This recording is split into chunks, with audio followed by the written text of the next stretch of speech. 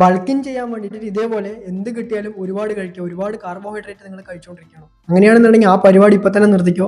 ഇത് കംപ്ലീറ്റ്ലി അൺഹെൽത്തിയാണ്. ഒരു ബിഗിനറിനെ സംബന്ധിച്ചിടത്തോളം ഒരു വർഷം വർക്കൗട്ട് ചെയ്ത് കഴിഞ്ഞാൽ ഇൻക്രീസ് ആവണ മസിൽ മാസ് എന്ന് പറയുന്നത് 3 kg അല്ലെങ്കിൽ 4 kg, മാക്സിമം 4 kg വരെ.